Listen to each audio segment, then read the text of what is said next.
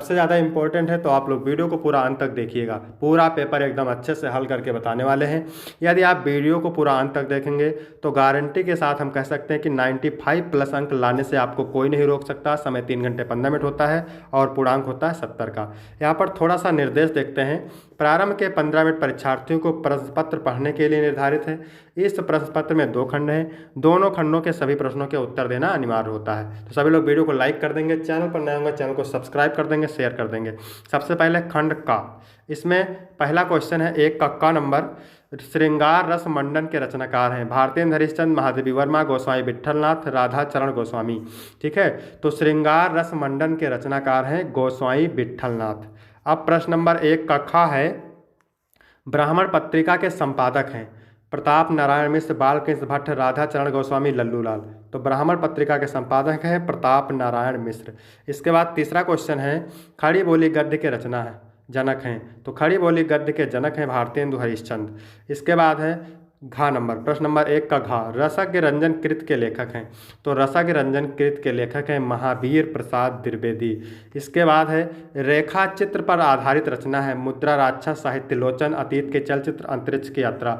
तो रेखा चित्र पर आधारित रचना है अतीत के चलचित्र, ये महादेवी वर्मा की रचना है। ठीक है, अंतरिक्ष की यात्रा राकेश शर्मा की है, साहित्य लोचन बाबू श्याम सुंदर दास की है, और मुद्रा राक्षस विशाखा दत्त की है, विशाख दत्त की है।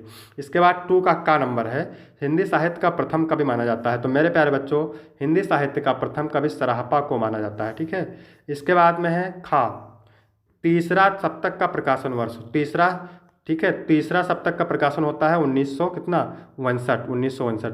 अगर पूछ ले तार सप्तक का प्रकाशन वर्ष तो आपको बताना है कितना, 1943। अगर दूसरा तार सप्तक पूछ ले तो 1943 में 8 जोड़ देंगे तो हो जाएगा 1951, ये हो जाएगा दूसरा तार सप्तक। और 1951 यानी दूसरे तार सप्तक में 8 जोड़ देंगे तो हो जाएगा तीसरा तार सप्तक 1959। तार सप्तक के संपादक कौन है, सच्चिदानंद हीरानंद वासेन अज्ञेय। ठीक है, इसके बाद अगला क्वेश्चन है, कठिन काव्य के प्रेत कहे जाते हैं कौन, भूषण, घनानंद, केशवदास, जायसी। तो कठिन काव्य के प्रेत कौन कहे जाते हैं, केशवदास। तीसरा ऑप्शन सही हो जाएगा। इसके बाद घ नंबर है, सामधेनी काव्य के रचयिता हैं रामधारी सिंह दिनकर, जयशंकर प्रसाद, नरेंद्र शर्मा, भवानी प्रसाद मिश्र। तो रामधारी सिंह दिनकर सामधेनी काव्य के रचयिता हैं। इसके बाद है अंगा यानी 2 का अंगा, निम्नलिखित में से कौन सा ग्रंथ रीतकालीन काव्य परंपरा से संबंधित है, बिहारी सतसई, अखरावट, कामायनी, उर्वशी।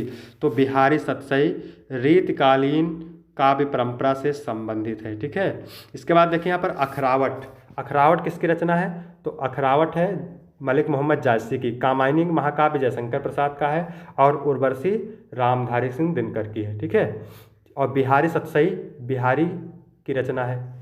इसके बाद में प्रश्न नंबर 3 है, ये क्या कह रहा है, निम्नलिखित गद्यांशों पर आधारित प्रश्नों के उत्तर दीजिए। ठीक है, तो जब भी आपको गद्यांश को पढ़कर उत्तर देना है तो अच्छे से आप गद्यांश पढ़िए। गद्यांश के नीचे 5 प्रश्न रहते हैं, 2-2 अंक के, है ना, तो उसको पढ़ करके फिर उत्तर देना रहता है। तो सबसे पहले गद्यांश को पढ़ते हैं।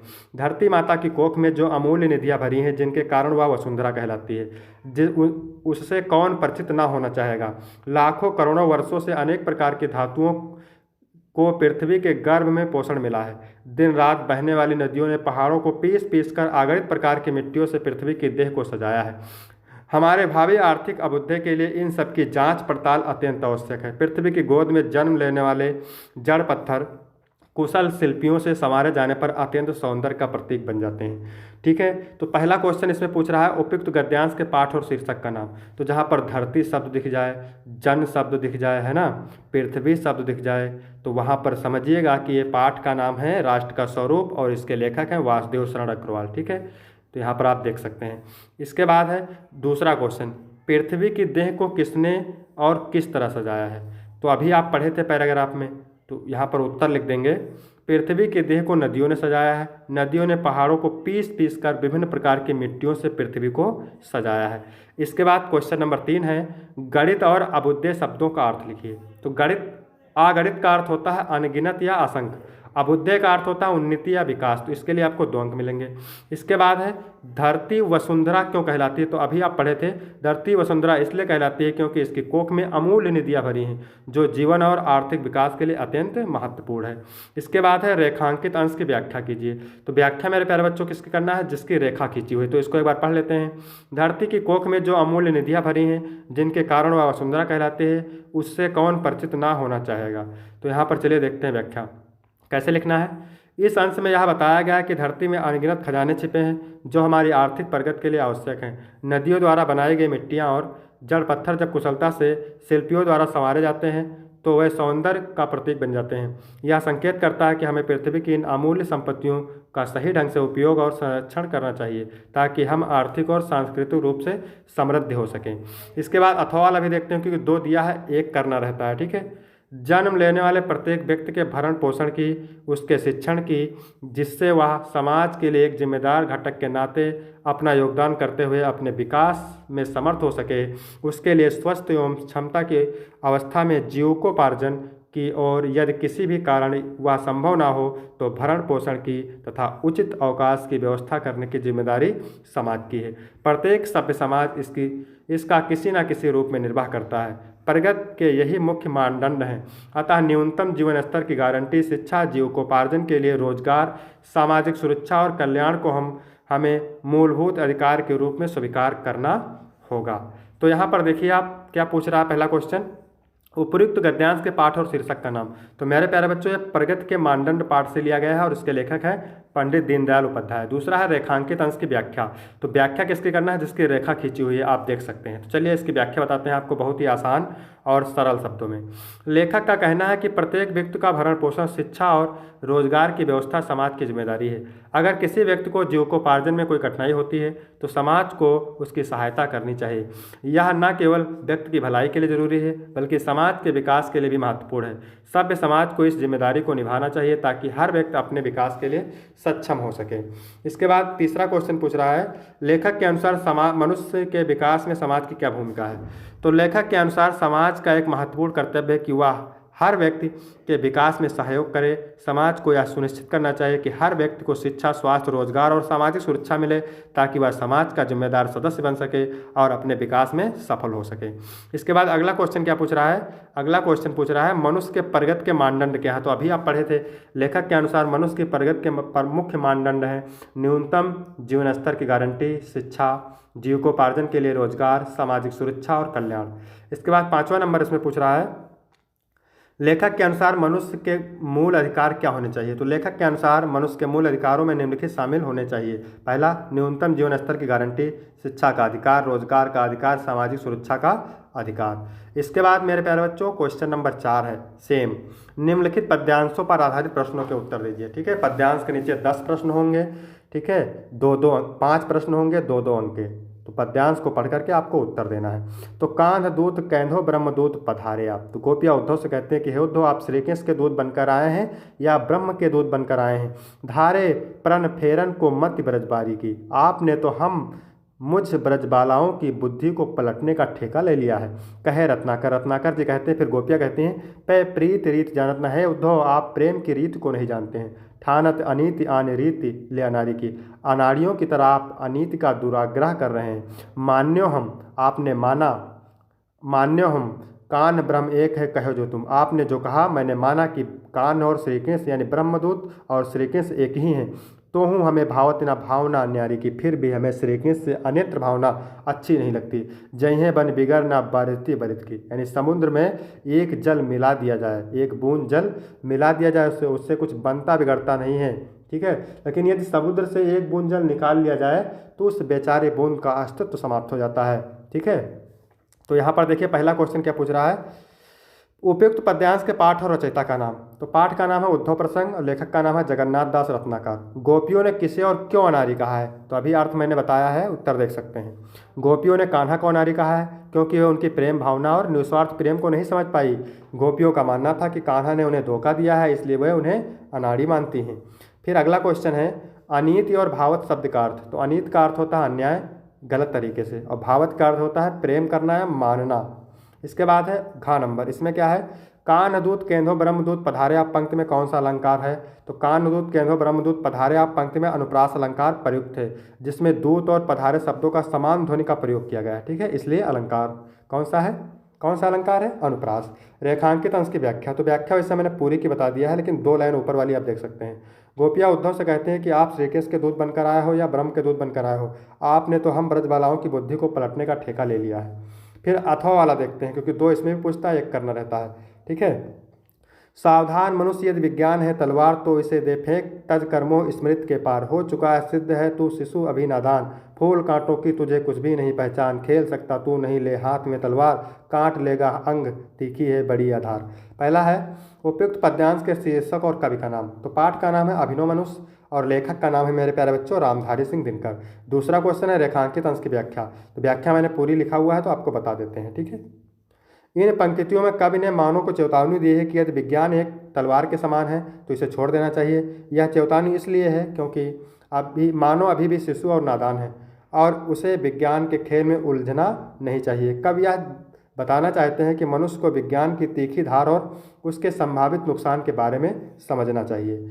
इसके बाद अगला क्वेश्चन पूछ रहा है इसमें, प्रस्तुत पंक्तियों में कवि ने मानव को किसके प्रति सचेत किया है? तो कवि ने मानव को विज्ञान के प्रति सचेत किया है। उन्होंने यह कहा है कि विज्ञान की शक्ति और उसके उपयोग में सावधानी बरतनी चाहिए, क्योंकि यह न केवल ज्ञान का स्रोत है बल्कि इसमें खतरनाक पहलू भी हो सकते हैं। इसके बाद मेरे प्यारे बच्चों अगला क्वेश्चन है, विज्ञान रूपी तलवार के संदर्भ में कवि ने क्या कहा है? तो कवि ने कहा है कि विज्ञान ने तलवार के समान है तो मनुष्य को इसे छोड़ देना चाहिए, क्योंकि वह अभी नादान है।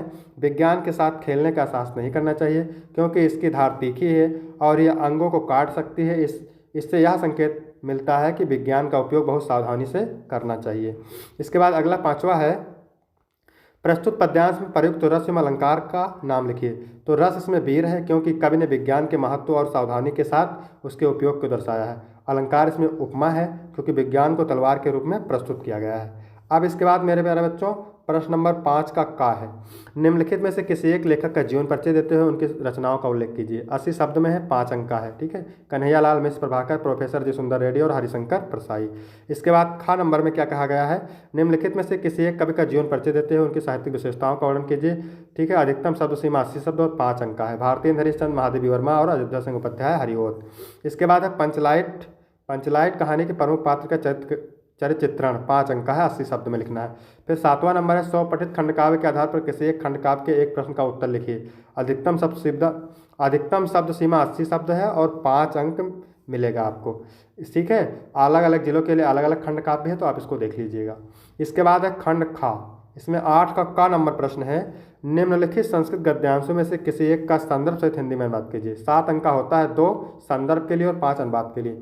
तो संस्कृत साहित्य के आदि कवि वाल्मीकि, महर्षि व्यास, कवि कुल गुरु कालिदास, अन्य चा और अन्य भास भारभि, भवभूतदेव माने भवभूत आदि, महाकवि माने महाकवियों ने, शोकीय माने अपने, ग्रंथ रत्न माने ग्रंथों से, अद्यापि माने आज भी, पाठका नाम माने पाठकों के, हृदय माने हृदय में, विराजनते माने विराजमान है। यानी संस्कृत साहित्य के आदि कवि वाल्मीकि, महर्षि व्यास, कवि कुलगुरु कालिदास, अन्य भास भारत भवभूत आदि महाकवि अपने ग्रंथ रत्न से आज भी पाठकों के हृदय में विराजमान है। यह भाषा असम में मात्र सम सम्माननीय वंदनीय चा, यह भाषा हमारे माता के समान सम्माननीय और वंदनीय है। यह तो क्योंकि भारत माता की स्वतंत्रता, उसकी गौरव और अखंडत्व, संस्कृत एकम माने संस्कृत की एकता, संस्कृत नेव माने संस्कृत से ही सुरक्षित माने सुरक्षित, शक्यंते माने रखी जा सकती है। यानी क्योंकि भारत माता की स्वतंत्रता, गौरव, अखंडता, संस्कृत की एकता संस्कृत से ही सुरक्षित रखी जा सकती है। इयम संस्कृत भाषा सर्वासु भाषासु प्राचीनतमः श्रेष्ठा चास्ते, यह संस्कृत भाषा सभी भाषाओं में प्राचीन और श्रेष्ठ है। तथा सुसुक्तम, इसलिए ठीक ही कहा गया है, भाषासु मुख्य मधुरा दिव्या गीवाण भारतीय, की भाषाओं में मुख्य मधुर और अलौकिक संस्कृत भाषा है। संदर्भ कैसे लिखना है, क्योंकि संदर्भ लिखेंगे तभी आपको पूरे अंक मिलेगा। प्रस्तुत गद्यांश हमारी पाठ्यपुस्तक संस्कृत के संस्कृत भाषा महत्तम नामक पाठ से अवतरित है। आप यहाँ पर अनुवाद देख सकते हैं। इसके बाद अथवा वाला देखते हैं। ठीक है, तो ये लिया गया है आपका महर्षि दयानंदा नामक पाठ से। यदा अयम 16 वर्ष देशीय आसीत, जब वे लगभग 16 वर्ष के थे। तदस्य कनेसी भगनी विसूचकया पंचत्वम गता, तब उनकी छोटी बहन की मृत्यु हैजे से हो गई थी। तब उनकी, ठीक है, छोटी बहन की मृत्यु हैजे से हो गई। वर्ष त्रय अंतरमस पितृभ्यो अपि दिवंगता, 3 वर्षों के उपरांत इनके चाचा भी स्वर्ग सिधार गए। देवर्नयो मृत्यु दृष्ट्वा आसीदस मनस्य कथम कथम अहम कथम वयम लोकम मृत्यु भयात मुक्ता सयदित चिंतयत। ठीक है, इन दोनों की मृत्यु देख करके, इन दोनों की मृत्यु को देख करके इनके मन में प्रश्न उठा कि मृत्यु के भय से कैसे मुझे और कैसे इस जग को मुक्ति मिल सकती है। ठीक है, कैसे इस जग को, यानी इन दोनों की मृत्यु को देख करके मेरे मन में प्रश्न उठा कि मृत्यु के भय से कैसे मुझे और कैसे इस जग को मुक्ति मिल सकती है। ठीक है, आगे देखते हैं। एवा अस्य हृदय सहस्यो वैराग्य प्रदीपा प्रज्वलिता, ऐसा विचार करते हुए उनके हृदय में सहसा वैराग्य का दीपक जल उठा। ठीक है, ऐसा विचार करते हुए उनके हृदय में अचानक वैराग्य का दीपक जल उठा। एकस्मिन् दिवसे अस्त अंगते भगवती भास्वती मूल शंकरा ग्रहम अताजयत। ठीक है, एक दिन भगवान सूर्य के अस्त होने के उपरांत मूल शंकर ने घर छोड़ दिया। एक दिन भगवान सूर्य के अस्त होने के उपरांत मूल शंकर ने घर छोड़ दिया। संदर्भ लिखेंगे, प्रस्तुत गद्यांश हमारी पाठ्यपुस्तक संस्कृत दिनदर्शिका के महर्षि दयानंदा नामक पाठ से अवतरित है। आप यहाँ पर देख सकते हैं अनुवाद। ठीक है, मैंने लिख रखा है। इसके बाद है 8 का खा, निम्नलिखित संस्कृत श्लोकों में से किसी एक का संदर्भ से हिंदी में अनुवाद कीजिए। भी कितने अंक का है? 7 अंक का है। वर्ष परिवेगा विपुला पतंति प्रवाहंति वाता समदूर्ण वेगा प्रनष्टकूला प्रवाहंत शीघ्रम नद्यो जलम विप्रतिपन्न मार्गा। ठीक है, तो इसका अर्थ देखिए, अनुवाद, वर्षा की अधिक झड़ी पड़ रही है। वर्ष परियोगा विपुला पतंति, यानी वर्षा की अधिक झड़ी पड़ रही है। प्रवाहंत वाता, तेज हवा बह रही है। समदूर्ण वेगा माने किनारों को तोड़कर। प्रनष्टकूला माने क्या होता है? किनारों को तोड़कर। ठीक है, अपना रास्ता बदलकर। विप्रतिपन्न मार्गा माने अपना रास्ता बदलकर। नद्यों माने नदियाँ। प्रवाहंत शीघ्रम जलम, तेजी से जल बहा रही हैं, यानी वर्षा की अधिक झड़ी पड़ रही है। ठीक है, प्रवाहंत वाता समदूर्ण वेगा, तेज हवा बह रही है। किनारों को तोड़कर अपना रास्ता बदलकर नदियाँ तीव्रता से जल बहा रही हैं। ठीक है, प्रस्तुत श्लोक हमारी पाठ्यपुस्तक संस्कृत के ऋतुवर्णम नामक पाठ के वर्षा खंड से अवतरित है। फिर अथवा वाला देखते हैं क्या है। अर्धदानो वैरणः गिरजया अर्ध शिवहास्यतम, यानी अनुवाद लिखेंगे कि शिव का आधा भाग, शिवहास्यतम अर्ध, शिव का आधा भाग। दानो वैरणा माने दानों के बैरी अर्थात विष्णु ने ले लिया। ठीक है, और अर्ध भाग, अर्ध माने और आधा भाग किसने ले लिया? पार्वती ने ले लिया। यानी भगवान शिव का आधा भाग विष्णु ने ले लिया। भगवान शिव का आधा भाग दानों के बैरी विष्णु ने ले लिया और आधा भाग पार्वती ने ले लिया। देवत्थम जगती तले पूरा हरा भाव समुनिलत, इस प्रकार भूतल पर यानी पृथ्वी तल पर शिव की कमी होने से गंगा सागरम, गंगा सागर में, शशिकला माने चंद्रकला, अम्बरम माने आकाश में, और नागाधिपा माने शेष नाग, क्षमातलम माने रसातल में चला गया। सर्वज्ञत्वम अधीश्वरतम गतम, सर्वज्ञता और अधीश्वरता आप में। तुम माँ भिक्षाटनम, और भिक्षा मुझे मिल गई। ठीक है, और भिक्षाटन मुझे मिल गई। आप देख सकते हैं यहाँ पर कैसे लिखना है आपको संदर्भ और ये अनुवाद। इसके बाद है 9 नंबर प्रश्न मेरे प्यारे बच्चों। निम्नलिखित में से किन्हीं 2 प्रश्नों के उत्तर दीजिए। प्राची कीदृशी अभवत, प्राची पिंगा अभवत। का भाषा आसामी मातृसम माननीया, संस्कृत भाषा आसामी मातृसम माननीय है ना। वर्षा काले नागेंद्रा कीदृशा भवंत, तो वर्षा काले नागेंद्रा रम्या भवंत। इसके बाद 10 का खा और गा है। श्रृंगार अथवा विभत्स रस, यमक अथवा उपमा अलंकार, दोहा छंद अथवा कुंडलिया छंद। इसके बाद है 11 नंबर निबंध से। ठीक है, साहित्य समाज का दर्पण है। राष्ट्र के निर्माण में युवाओं की भूमिका। आतंकवाद मानवता के विकास में बाधक है। विज्ञान वरदान है अभिशाप। इसके बाद 12 का नंबर है संधि विच्छेद से। नयनम का संधि विच्छेद क्या होता है? तो ने प्लस अनम होता है, ने प्लस अनम। इसके बाद अगला है कलाविव का संधि विच्छेद। कलाविव का संधि विच्छेद क्या होगा? कलो प्लस व्यू, बा वाला सही हो जाएगा, कलो प्लस यू, कलो प्लस यू। इसके बाद है वृद्धा का संधि विच्छेद क्या होता है? तो वृद्धा का संधि विच्छेद होगा वृद्ध प्लस धा। इसके बाद है निम्नलिखित में से किसी एक पद का विग्रह करके समास का नाम लिखिए। तो यहाँ पर अनुरूपम में कौन सा समास है? इसमें है अव्ययीभाव समास। श्रेष्ठ पुरुषा में कौन सा समास है? कर्मधारय। मीनाक्षी में बहुव्रीहि समास है।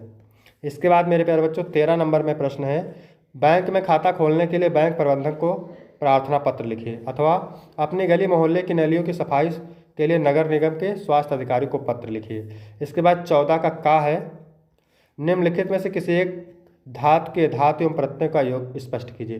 तो धीमान, धीमान में क्या है, धी धातु है, धी धातु है, ठीक है, और प्रत्यय क्या है इसमें, धी धातु है और मतुप प्रत्यय है, मतुप प्रत्यय है। इसके बाद पठनीयम में पठ धातु है, ठीक है, और अनियर प्रत्यय है। और नयनीय में क्या है, नी धातु है और अनियर प्रत्यय है। इसके बाद है निम्नलिखित में से किसी एक शब्द का प्रत्यय बताइए। तो बलवती में कौन सा प्रत्यय है, मतुप, बलवती में मतुप प्रत्यय है। गुरुत्वम में त्वम प्रत्यय है, यानी त्व कह सकते हैं। और पठित्वा में अक्त्वा प्रत्यय है, अक्त्वा प्रत्यय है। इसके बाद है खा नंबर, क्या कह रहा है, रेखांकित पदों में से किसी एक पद में प्रयुक्त विभक्ति तथा संबंधित नियम का उल्लेख करें। 2 अंक है। आकाशाः छात्रे सम अस्नाति, तो सम लिखा हुआ है ना, सम, तो जहाँ सम का प्रयोग हो तो वहाँ पर कौन सी विभक्ति होती है, ध्यान रखिएगा। तो जहाँ पर सम का प्रयोग होता है यहाँ पर होना चाहिए क्या, सह होना चाहिए। तो जहाँ पर सह आ जाए समझिएगा इसमें तृतीया विभक्ति है। श्री गणेशाय नमः, श्री गणेशाय नमः, ठीक है। इसके बाद है मातृ हृदया कन्या प्रति स्निग्धा भवत, तो जहाँ पर प्रति शब्द आ जाए, जैसे अविता परता समय निक्सा हा प्रतियोगे अप, तो इसमें कौन सी विभक्ति होती है, तो इसमें होती है मेरे प्यारे बच्चों कौन सी विभक्ति, इसमें होती है द्वितीया विभक्ति, ठीक है। और सह वाले में कौन सी विभक्ति होती है, सह वाले में तृतीया विभक्ति होती है, श्री गणेशाय नमः, ठीक है। तो वीडियो कैसा लगा, वीडियो अच्छा लगा हो तो वीडियो को लाइक करें, चैनल को सब्सक्राइब करें, शेयर करें। धन्यवाद।